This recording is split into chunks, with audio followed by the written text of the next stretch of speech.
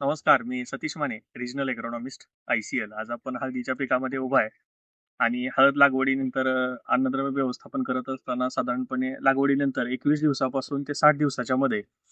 मुळांचा विकास चांगल्या पद्धतीने होणं, पानांचे आकार वाढणं, पानांची निर्मितीचा वेग वाढणं, ह्या 2-3 गोष्टी आपल्याला अपेक्षित असतात आणि त्या चांगल्या मिळवायच्या असतील तर आपल्याला खत व्यवस्थापन करत असताना फर्टिफ्लो 750-7 अधिक 2 झिंक या ग्रेडची शिफारस मी या ठिकाणी शेतकरी बांधवांना करतो. या ग्रेडचा वापर साधारणपणे पहिल्या 21 दिवस ते 60 दिवसाच्या मध्ये 5 किलोचे 3 डोस प्रति एकरी ड्रिपच्या माध्यमातून किंवा तुम्ही ड्रेंचिंगच्या माध्यमातून जर दिले तर तुम्हाला हळद चांगल्या पद्धतीने सेट झालेली दिसते आणि अर्ली इस्टॅब्लिशमेंट जी असते त्यामध्ये हळदीची एक समान वाढ असेल, पानं निघण्याचा वेग असेल, तर खूप चांगल्या पद्धतीने आपल्याला दिसतो. त्यामुळं शेतकऱ्यांनी पहिल्या 60 दिवसामध्ये या ग्रेडचा वापर करायचा आहे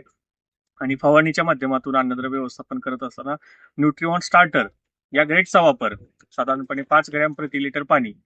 आणि त्याच्यासोबत चिलेटेड झिंक अर्धा ग्रॅम अशा पद्धतींच्या दोन्हीच्या एकत्रित फवारण्या जर पहिल्या 60 दिवसामध्ये केल्या तर निश्चित पद्धतीनं आज ही काय हळदीचं चांगलं चित्र आपल्याला बघायला मिळेल.